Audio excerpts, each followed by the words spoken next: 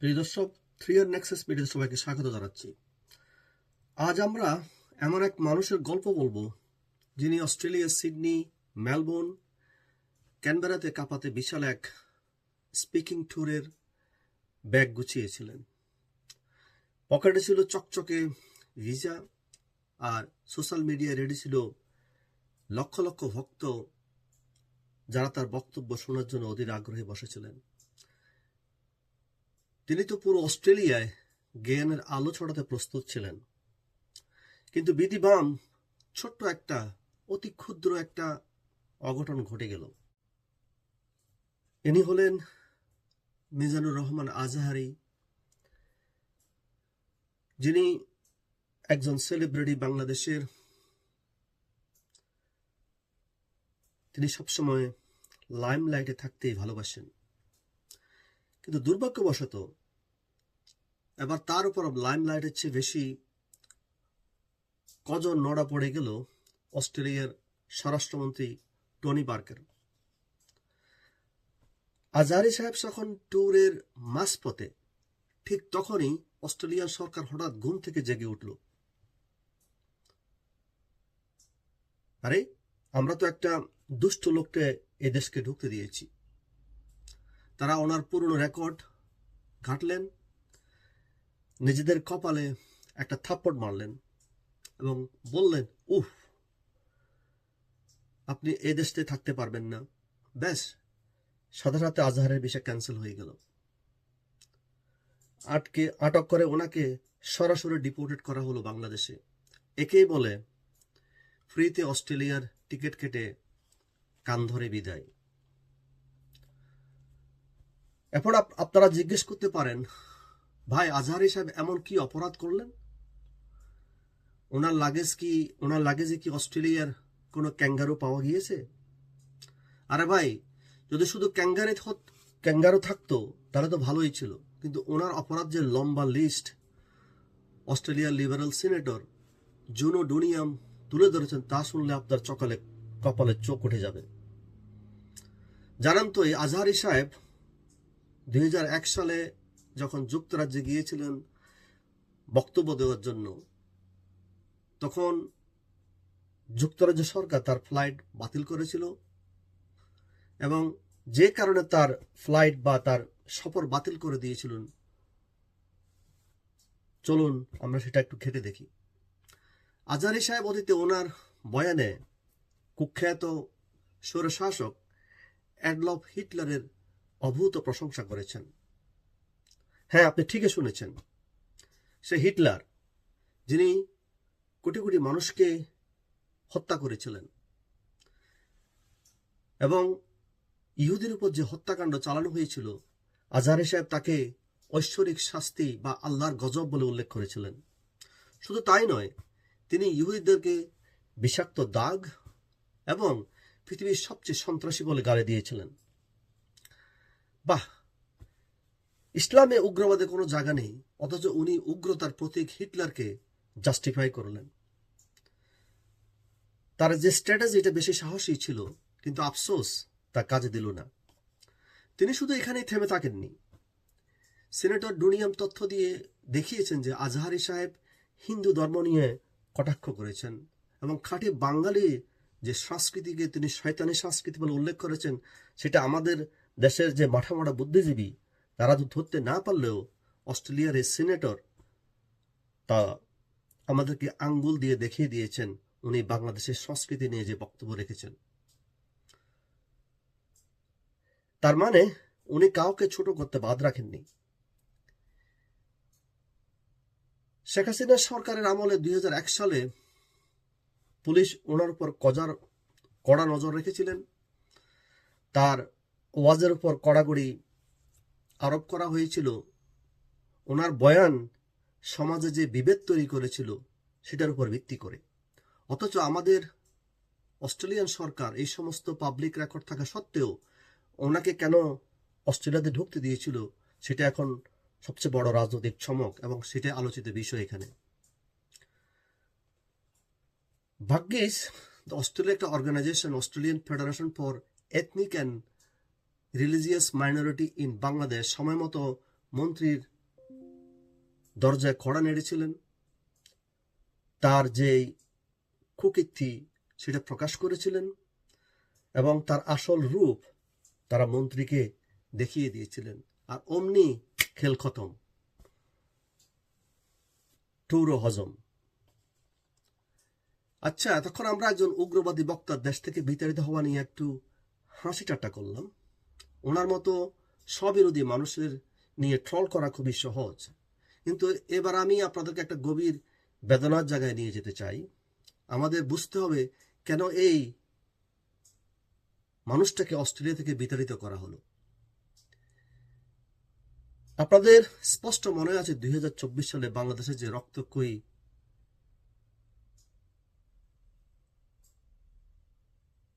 আন্দোলন হয়েছিল, আজহারের মতো মানুষ সেই আন্দোলনে ঘৃণা ছড়িয়েছিল, এই আন্দোলনকে উস্কে দিয়েছিল। এবং এটা যদি আমাদেরকে বুঝতে হয়, আমাদের একটু ফিরে যেতে হবে 2024 সালের জুলাই যে আন্দোলন হয়েছিল তার পটভূমি নিয়ে। 2024 সালে যে আন্দোলন হয়েছিল সেটা ছিল কোটা নিয়ে, এবং এই কোটা নিয়ে যখন আন্দোলন হচ্ছিল অনেক মানুষ এদেরকে সমর্থন দিয়েছিল এবং তাদের যে দাবি দাবা ছিল তাদের সেটার প্রতি মানুষের অনেকেরই সহমর্মিতা ছিল। কিন্তু এই আন্দোলন এক পর্যায়ে খুবই রক্তক্ষয়ী রূপ নেয় এবং সেই আন্দোলনের পুরো ছাত্রদের যে ভূমিকা থাকা ছিল সেই চরিত্র বদলে গিয়ে জামাত ইসলামী এবং ইসলামী যে উগ্রপন্থী তারাই মাঠ দখল করে নেয় এবং সেই আন্দোলনে হাজার হাজার মানুষকে হত্যা করা হয়েছিল, পুলিশকে হত্যা করা হয়েছিল, সাধারণ মানুষকে হত্যা করা হয়েছিল। যদিও অনেক মানুষ সেজন্য তখনকার সরকারকে দায়ী করেন, কিন্তু এই হত্যাকাণ্ডের পিছনে কারা দায়ী ছিল সেটা আজকে বাংলাদেশের গত 18 মাস বা 19 মাস যখন ইউনূস সরকার ক্ষমতায় ছিল তখন মানুষ বুঝতে পেরেছে, এবং আজও মানুষ স্পষ্ট বুঝতে পেরেছে যে এই আন্দোলনের পিছনে জামাত ইসলামী এবং কিছু উগ্রবাদী দল এবং কিছু উগ্রবাদী ব্যক্তি, তার মধ্যে আজহারে ছিল অন্যতম। প্রিয় দর্শক, যেটা দিয়ে বলছিলাম 2024 সালের যে কোটা আন্দোলন একটা শান্তিপূর্ণ আন্দোলন ছিল, সে আন্দোলন একসময় রূপ নেয় রক্তক্ষয়ী এবং সেই আন্দোলনে অনেক মানুষকে হত্যা করা হয়েছিল বা অনেক মানুষ শহীদ হয়েছিল। জামাত ইসলামী এবং পুরনো রাজাকারদের আদর্শে বিশ্বাসী একদল উগ্রবাদী গোষ্ঠী সে আন্দোলনের সুযোগ নিয়েছিল।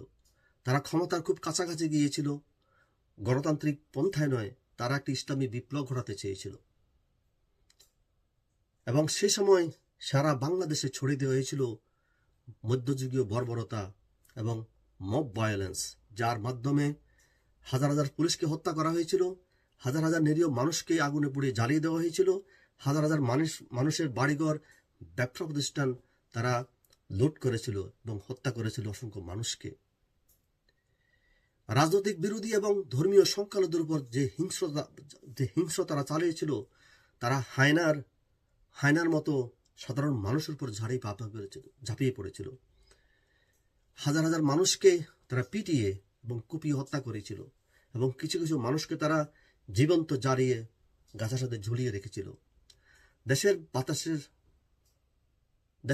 বাতাস ভারী হয়ে উঠেছিল লাশের গন্ধে আর মায়েদের কান্নায়। একবার ভাবুন তো প্রিয় দর্শক, এই হিংস্র মবের হাতে যাদের ভাই, যাদের বোন, যাদের বাবা, যাদের সন্তান শহীদ হয়েছিল, তাদের আজকে কি অবস্থা? তারা কি আসলেই যে জন্য আন্দোলন করেছিল সে আন্দোলনের যে দাবি দাওয়া ছিল, যে আন্দোলনের যে অবজেক্টিভ ছিল, সেটা কি তারা অর্জন করতে পেরেছিল? আমার মনে হয় সামহাও যে আন্দোলন নিয়ে বা চেতনা নিয়ে তারা যুদ্ধ করেছিল সেটা জামাত ইসলামী এবং ইসলামী কিছু দল সেটা লুটে নিয়েছে এবং তারা আজকে বাংলাদেশের একটা সাজানো নির্বাচনের মাধ্যমে ক্ষমতায় অতিষ্ঠ হওয়া বিএনপি যদিও প্রধান বিরোধী দল এবং সেই জামাত ইসলামী এখন বিরোধী দলের ভূমিকা পালন অবতীর্ণ হয়েছে। প্রিয় দর্শক, তারা বাংলাদেশে উগ্রবাদের যে আগুন ছড়িয়ে দিয়েছে এবং সেই আগুনে সারা বাংলাদেশ ক্ষতবিক্ষত হয়েছে। এবার আপনি যদি দেখেন গত 17 থেকে 18 বছর প্রতিনিয়ত আজাহারি এবং তার মতো কিছু লোক ওয়াজের মাধ্যমে ধর্মকে নিয়ে অপেক্ষা করতেন এবং সমাজে বিভেদের এক উগ্রতার বীজ তারা বুনেছেন। প্রিয় দর্শক, এই আজাহারির মতো কিছু হুজুর বা কিছু ওয়াজি বাংলাদেশে উগ্রতার বীজ ছড়িয়ে দিয়েছে। তারা ইসলামকে নিয়ে অপব্যাখ্যা করছে, মানুষকে ভুল পথে পরিচালিত করেছে এবং জুলাইয়ের যে আন্দোলন হয়েছিল সে আন্দোলনকে ভিন্ন খাতে নিয়ে গেছে। তারা একটা সুন্দর সাজানো দেশকে তারা ধ্বংস করে দিয়েছে। বাংলাদেশের প্রত্যেকটা স্থানে তারা হিংসার এবং বিভেদের এক ঘৃণার বীজ বপন করেছে। তারা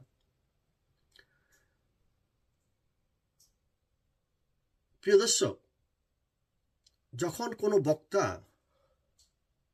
লাখ লাখ সমর্থক বা অনুরাগীর সামনে অন্য দেশকে, অন্য ধর্মকে হেয় করে এবং হিটলারের মতো একজন কুখ্যাত খুনিকে তার ভূমিকার জন্য প্রশংসা করেন, কিংবা অন্য মানুষকে বিষাক্ত দাগ বলে, তখন সেই বিষ শুধু ইন্টারনেটে নয়, এটা সারা দেশে, সারা পৃথিবীতে ছড়িয়ে যায়। এটা মানুষের মাথায় উগ্রতার বীজ বুনে দেয়। আর সেই বীজের বিষাক্ত ফল হলো 2024 সালের জুলাইয়ের রাজপথের সেই নারকীয় মব ভায়োলেন্স। প্রত্যেকটা মানুষের, বা যারা সেলিব্রিটি বা যারা বিখ্যাত হয়েছেন বা যাদের লক্ষ লক্ষ সমর্থক রয়েছেন, তাদের মুখের কথার একটা মারাত্মক পরিণতি রয়েছে। প্রিয় দর্শক, আপনি যখন ধর্মের দোহাই দিয়ে বলবেন অমুক খারাপ, তমুক ধ্বংস হওয়া উচিত, তখন আপনার যে লক্ষ লক্ষ সমর্থক বা মানুষের ভিড়ের মধ্যে কোনো কোনো মানুষ উগ্র মস্তিষ্কর সে কথাটাকে সত্য বলে ধরে নেবে এবং তারা উগ্রতার পথ বেছে নেবে, তারা হত্যাযজ্ঞ চালাবে এবং এই উগ্রতাকে তারা ধর্মীয় শহীদ বলে মানুষের মধ্যে প্রচারণা চালাবেন। প্রিয় দর্শক, এই মিস্টার আজহারি তার যে উগ্রতার বীজ তিনি বপন করেছিলেন তার ওয়াজের মাধ্যমে, সেজন্য গত সরকার বা আওয়ামী লীগ সরকার বাধা দিয়েছিল। তখন জামাত ইসলামী এবং কিছু উগ্রপন্থী দলের ক্ষোভের আগুনে ঘি পড়েছিল। তারাই আজহারিকে ভিকটিম বানিয়ে উগ্রবাদকে মহিমান্বিত করেছিল। তারা এই একই আদর্শের মানুষগুলোকে কিন্তু জুলাই মাসে আন্দোলনের ভিতরে ঢুকে আন্দোলনের মূল চেতনাকে তারা নস্যাৎ করেছে। প্রিয় দর্শক, অস্ট্রেলিয়া আজহারের বিষয় বাতিল করে একদম সঠিক কাজটি করেছে। হয়তো সিদ্ধান্তটা নিতে একটু দেরি করে ফেলেছে, তাও তারা ঘৃণা ছড়ানোর মেশিনকে অন্তত থামিয়েছে। কোনো সভ্য দেশ উগ্রবাদের নিরাপদ স্বর্গরাজ্য হতে পারে না। প্রিয় দর্শক, আমি একজন অস্ট্রেলিয়ার নাগরিক, আমি বাংলাদেশেরও নাগরিক। আমি বাংলাদেশকে হৃদয়ে ধারণ করি, অস্ট্রেলিয়াকে মস্তিষ্কে ধারণ করি। আমি একজন মুসলমান, নামাজ কলমা পড়ার চেষ্টা করি এবং ইসলামকে ধারণ করি এবং তার আদর্শকে ধারণ করি। ইসলাম সম্পর্কে আমার যে ধারণা বা যে জ্ঞান, সেটা আমি পেয়েছি অস্ট্রেলিয়া আসার পর।